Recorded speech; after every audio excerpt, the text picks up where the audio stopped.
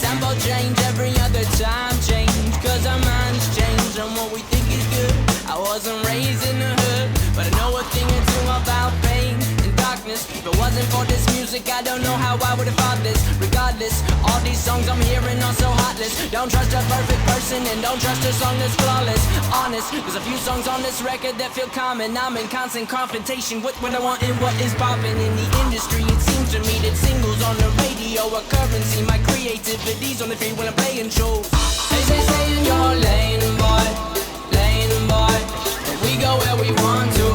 They think this thing is a highway, but will they be alive tomorrow? They be alive tomorrow. I'm sorry for that question I asked last. Scared you a bit like a hazmat in a gas mask. If you ask Zach, who's my brother, he likes when I rap fast. But let's backtrack, back to this. Who would you live and die for on that list? But the problem is, there's another list that exists and no one really wants to think about this. Forget sanity, forget salary, forget vanity, my morality. If you get in between someone I live with me, you're gonna feel the heat of my cavalry. All these songs I'm hearing are so heartless.